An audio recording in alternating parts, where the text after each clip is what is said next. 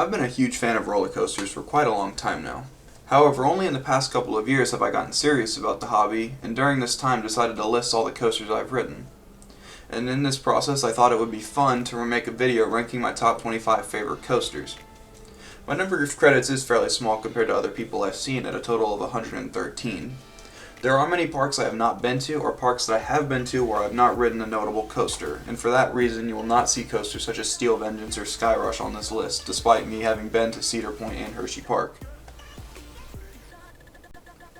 Starting off at number 25 is Sheikra, Busch Gardens, Tampa. This is the first dive coaster I rode, and it is by far my favorite. The way it holds you over the edge before sending you down the vertical drop is truly an amazing experience. I have also ridden Valraven at Cedar Point, however I found Sheikra to be more enjoyable on account of the scenery and the splashdown elements. It is an amazing ride, however dive coasters are a one-trick pony at the end of the day, so I couldn't rank it any higher than here. At number 24 is Rockin Rollercoaster at Disney's Hollywood Studios. If there's one thing that makes this ride awesome, it's the fact that it's mostly in the dark. Launching into the pitch black tunnel feels completely different than your average roller coaster launch, and the feeling of looping through Hollywood around all the different iconic signs gives the ride a great feel. The onboard audio also enhances the ride experience as you get to listen to Aerosmith while you fly through the streets of Hollywood. This is by far my favorite Disney coaster, and I don't see that changing anytime soon. Coming in at number 23 we have Mako at SeaWorld Orlando. There are many people that say this is the best B&M hyper out there, and to be honest, I just don't see it. Yes, it is a super fun and smooth ride that I could go on over and over again, and is my favorite SeaWorld coaster, hands down. The floater airtime on this coaster is great and definitely makes the coaster worth many rides. The majority of the ride being over the water also gives the coaster a cool and unique feel. However, this is only my third favorite B&M hyper, as you will see two more later on this list that I chose to rank higher. Number 22 is Millennium Force at Ohio's Cedar Point. This ride seems to be hit or miss depending on who you ask, and while I tend to prefer more forceful rides, the ridiculous speeds and amazing first drop of this ride are enough for it to make the list. The view as you climb the lift hill is so amazing as before it sends you over the edge on that huge first drop. The ride keeps its speed so well throughout the course and doesn't let up until the final brake run. I am going back to Cedar Point in a couple of weeks for my birthday, so maybe this coaster will change in ranking then, but for now it'll sit at number 22. Number 21 might seem like a weird pick for this list, but it's Goliath at Six Flags Fiesta, Texas. This is one of only two Batman clones I've been on, the other being at Six Flags Over Georgia, and is by far the smoother of the two. I had very low expectations for this ride as I do not like the one at Over Georgia, and I thought this would just be a single ride for the credit. However, I ended up really enjoying this ride and found the inversions to be very smooth, fun, and forceful. There isn't much more to say about this ride, since at the end of the day it is a Batman clone, but it definitely is worth a ride or two if you find yourself at Fiesta, Texas. Just cracking the top 20, we go back to Busch Gardens, Tampa for Cheetah Hunt. I honestly don't know how this is considered a family coaster. The fast-paced out and back layout is something that every level of thrill seeker will definitely enjoy. I love launch coasters, and the fact that this coaster has 3 launches just makes it that much more awesome. The speed as you soar throughout the trees and laterals you experience are my favorite aspects of this attraction, and the figure 8 element right after the second launch is a great sight to see both on and off the ride. The only problem I can say with this ride is that the lines do get super long, making it hard to ride more than once on a trip, but I always look forward to that single ride. Coming in at number 19 is Mindblower at Fun Spot Kissimmee. This ride may not look as impressive as others on this list, but man was it an unexpected blast when I rode it. The corkscrew is an amazing element and completely took me by surprise on my first ride, as I'd never seen a wooden coaster with an inversion before. I found it to be quite smooth for a wooden coaster at the time of my riding, although I have heard it's gotten rougher more recently. At one point in the day I rode it 10 times in a row and only stopped because my friend made me. I would definitely make another visit to this fun spot just to marathon this ride again. Number 18 is my second favorite B&M hyper, and it's Diamondback at Ohio's Kings Island. I'll be honest, it's been nearly a decade since I rode this coaster, but I have nothing but fond memories of it. It was my favorite coaster at the park, and I even got a Diamondback t-shirt. I remember being surrounded by the trees as I floated over giant airtime hills, and thinking I'd actually get wet on the splashdown finale. That being said, this entire ride is an airtime-filled blast from start to finish. However, I had to rely solely on decade-old memories to rank this coaster, so it's hard to put it any higher. But those memories alone were fond enough to land it at number 18. At number 17, we have the Incredible Hulk Coaster, Universal's Islands of Adventure. My favorite part about this ride is the upward launch about halfway up the lift hill. It never gets old no matter how much I ride it. The following cobra roll and dive under the water make me gray out about half the time, and the rest of the ride is a plethora of smooth and very fun inversions with a great soundtrack playing in the background. I find that soundtracks always improve a ride and think they should definitely be used more often. The theming at the ride's front gate and in the queue line also does a great job of getting you hyped for this attraction. For the longest time, the Hulk was my favorite coaster at the Universal Resort. However, that distinction has since gone to another ride that we'll talk about later. And even still, this coaster will always hold a special place in my heart.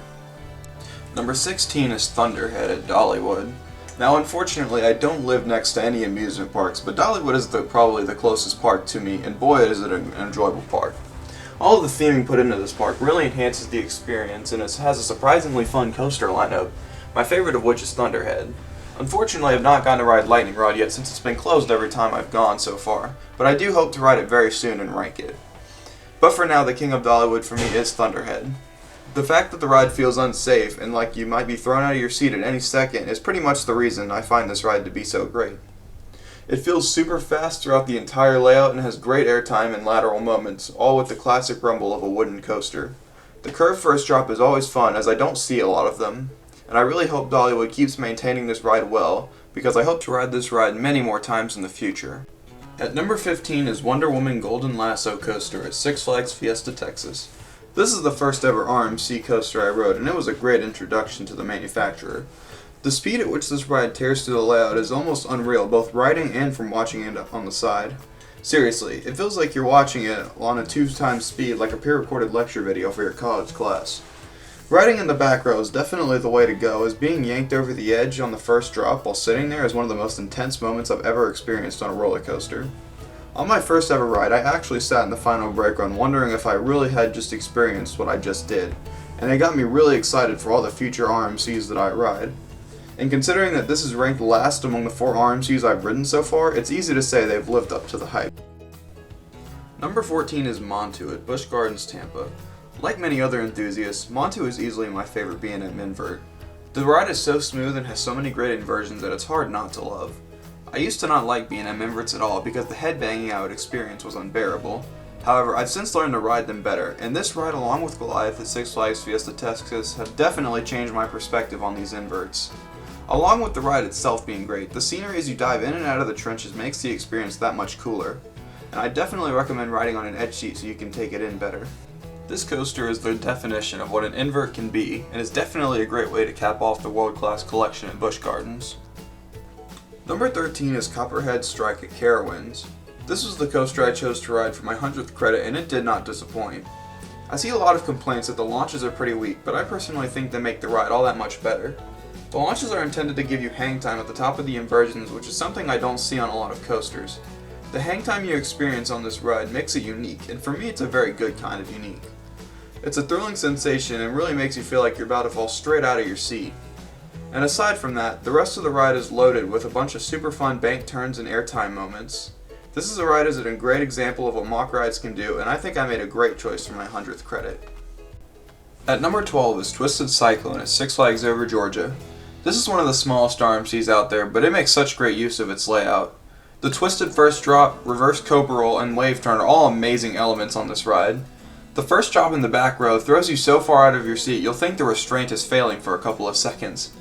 And of course it's an RMC, so you know there's going to be a lot of great airtime throughout the ride. This is a coaster I love to marathon over and over if I got the chance, and its length is really the only thing that keeps it from being higher on this list. Number 11 is another RMC in Storm Chaser at Kentucky Kingdom. The barrel roll first drop is a really cool and unique element for a roller coaster, and it really adds to the diversity of this ride. The layout includes so much airtime that it's kind of ridiculous, so putting an inversion on the first drop really spices up the attraction. I would re-ride this over and over again for the first drop alone, but the fact that this ride is so jam-packed with airtime and other fun just makes Storm Chaser a next level attraction. I drove to Kentucky Kingdom and back home about 3 hours both ways, all in one day with my friends, and needless to say it was worth every second of that drive. And as crazy as this coaster is, it wasn't even my number 1 in the park. That honor goes to Lightning Run, which comes in just cracking the top 10.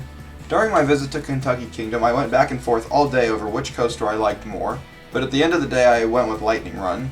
and since I was so back and forth on them, it only made sense to rank them back to back on this list. The first drop on this ride feels much larger than it actually is, especially in the back row, and the entire ride is an airtime machine. My favorite part is the outer bank turn near the end of the ride. It really felt like I was getting thrown out of my seat every time I experienced that bit, and the series of small airtime hills at the end make for a thrilling finale. This ride is a great example that coasters don't need to be big to be awesome, and I really hope to see Trance rides build more of these in the future. Coming in at number 9 is Superman Krypton Coaster at Six Flags Fiesta, Texas. This is without a doubt the best B&M floorless coaster I've been on. My expectations going into this were that it would be decent and maybe be a third or fourth best in the park. However, I was blown away at how smooth and fast this ride was. The inversions all give you a good amount of whip while also being silky smooth. I'd even go as far as to say that this ride is one of, if not my favorite roller coaster experience when it comes to inversions. Another thing that makes this coaster great is how the first half interacts with the quarry wall. Going up and diving off the wall totally enhances the ride experience of an already great coaster. I was blown away so much by it that I ended up ranking it second in the park over Wonder Woman. Number 8 is Hagrid's Magical Creatures Motorbike Adventure at Universal's Islands of Adventure. I said before that I love launch coasters, so how can a coaster that has 7 launches rank outside my top 10? This entire ride is just amazing and fun. It isn't nearly as intense as most of the other coasters on this list, and it's honestly hard to put into words why I like this ride so much. I'm a big Harry Potter fan, so seeing all the theming on this ride is absolutely amazing, and I've never seen a ride that put more attention to detail in its theming than this one. It may be considered a family coaster, but this ride's fun factor is through the roof and can be thoroughly enjoyed by any level of enthusiast. My only complaint about Hagrids is that I don't get to ride it much since the lines are always so long, but then again, that also just shows how great this ride is. I look forward to my next trip to Universal to ride this again, and maybe even get on Velocicoaster while I'm at it. At number 7 is Storm Runner at Hershey Park. Similar to Diamondback, it's been a very long time since I've ridden this coaster, but the memories I have of it are enough to catapult it this high on my list. While the ride is pretty short, the unique layout packs a serious punch, and the launch is one of the best I've ever experienced. Even as a kid who was still intimidated by some bigger rides back in the day, this was one coaster I wanted to re-ride over and over again during my trip to Hershey. Unfortunately, I don't have much else to say about it as it's been so long since I've ridden Storm Runner, but I do remember finding it to be vastly superior to anything else in Hershey at the time. Moving on to number 6, we have Maverick at Cedar Point. During my first trip to Cedar Point back in 2018, I knew next to nothing about roller coasters other than the fact that they were fun and I wanted to do the big ones. So imagine my surprise when I realized how good this little 100-foot tall roller coaster was. The way you shoot up the lift hill into the beyond vertical drop is mind-boggling. In fact, it is my personal opinion that going over that drop in the back row is the single most intense second of any roller coaster I've ridden. The second launch also took me completely by surprise on my first ride. It was so intense and it played its role so well in the rest of the ride that this coaster easily ended up being one of my favorites in the park. I will take this moment to mention that my lack of roller coaster knowledge during this visit is why I did not ride Steel Vengeance. I had no clue what it was at the time, and it looked like just a run-of-the-mill sit-down coaster to me, and wasn't anything special. Along with that, the wait was incredibly long, and when we did try to ride it, and my family decided it wasn't worth it. Still one of my biggest regrets in life to this day, and when I go back to Cedar Point in a couple of weeks, getting on Steel Vengeance will definitely be priority number 1. All that being said, Maverick is an absolute powerhouse of a coaster, and I definitely look forward to re-riding it soon. Number 5 is my favorite B&M Hyper, and it's Goliath at Six Flags Over Georgia. I've been on this coaster more than any other coaster in the world. It was the first big roller coaster I ever rode, and in fact my parents practically had to force me to get on it. Today though, I could not be happier that I was forced to get on this ride because once I got off it for the first time, I was hooked. This coaster holds a lot of sentimental value in my heart, which is probably a factor to it being ranked this high. Anyway, enough of my personal history. One reason I find this ride to be so good, especially compared to other hypers, is the variety it offers. You get great floater airtime during the large camelbacks on the first half of the rise, some crazy positive G's during the downward helix, and some awesome pops of ejector airtime on the small hills that make up the finale. Also, the restraints on these B&M Hypers are one of my favorites as they make you feel safe while also still giving you a large sense of freedom. Like other rides, the back row is definitely the way to go on this ride, as you get pulled over all the hills with crazy amounts of force. This ride will always be special to me and I don't see it going anywhere in my rankings anytime soon. At number 4 is Top Thrill Dragster at Cedar Point. This is another one I practically had to be forced to ride. I had been terrified of this ride for years, ever since seeing it on an episode of a show called Bert the Conqueror that took place at Cedar Point. I was especially terrified of the thought of getting a rollback. And wouldn't you know, the first time I saw the ride run in person, I was at the park, showed a rollback. My face in that moment was my dad's highlight of that trip. However, similar to Goliath, the second I actually rode Dragster, I was blown away and wanting to marathon it over and over. At the time, it was quite possibly the greatest 17 seconds of my life. And it got even better later in that day when I rode it in the front row. It actually felt like my face might just get ripped off with how powerful the wind was when we were going down that launch track. It was easily my number one at the time I rode it, but since then I've ridden 3 coasters that I think are just a bit better. One of these coasters comes in at the number 3 spot, and it's Iron Rattler at Six Flags Fiesta, Texas, taking the bronze. I've been hyping up RMC so much in the months leading up to my trip to Fiesta, Texas, and even still, this ride managed to vastly exceed my expectations. The first drop when sitting in the right seat of the back row is absolutely insane, and the second dive off the quarry wall is the singular best airtime moment I've ever experienced. While I said Superman Krypton coaster is my favorite roller coaster for inversions, Iron Rattler has my single favorite inversion in the 0G roll when the train is climbing back up to the top of the quarry wall. I don't even know how to describe it, why I like it so much, but the way the coaster goes through that inversion is so elegant and you feel so weightless in that moment. On top of all this, I got the chance to get a few night rides on this coaster, and boy did that turn the experience up to an 11. This is one of the few coasters I've gotten to ride at night, and I definitely think I picked a good one for it. Coming in second place, it's Fury 325 at Carowinds, taking the silver. This ride has the greatest first drop I've ever experienced, and like many others say, it truly does feel like it lasts forever. The ride keeps up a breakneck pace throughout the entire layout, which includes great elements like the treble clef turnaround and the hive tunnel under the bridge. This is easily one of the smoothest and most re-rideable coasters I've ever ridden, and I would marathon it all day if I could. Plus, how cool is it to say you visited 2 states while riding a single roller coaster? I could have made this my 100th credit, but I was so excited that I couldn't wait to ride 6 other coasters in the day before getting to this one, and I ended up riding it the second I got into the park. This ride is a masterpiece and should definitely be on every enthusiast's bucket list. Before revealing my top pick, I would like to reveal some honorable mentions real quick. Kumba at Busch Gardens, Tampa, Afterburn at Carowinds, Accelerator at Knott's Berry Farm, and Ghost Rider also at Knott's Berry Farm. These are all great rides that sit just outside my top 25. I know the low placing of Ghost Rider may be controversial, but I honestly don't remember it well enough to justify putting him in the top 25. Although if I do make my way back to Knott's someday, I'm sure it would make the list then. Anyway, coming in at number 1, we have the Roller Skater at Kentucky Kingdom. My number 1 favorite coaster of all time so far is the Voyage at Holiday World. This ride is absolutely nuts. It feels so out of control from the second you crest the lift hill to the final brake run that you'll honestly question what just happened. Like Kentucky Kingdom, I also took a day trip with my friends to go to Holiday World, and let me tell you, the Voyage alone was more than worth the trip. I will admit, I didn't love it at first because it ran sort of slow in the morning and I found that it was rough in some seats.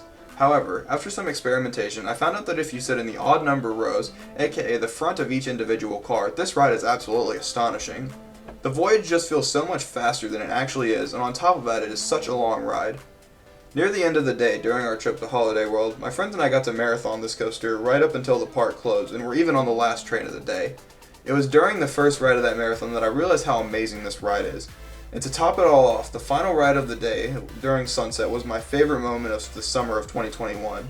I actually had Fury as my number 1 when making this video, but I switched it with the Voyage after realizing I would rather ride the Voyage if I could rewrite any coaster in the world right now.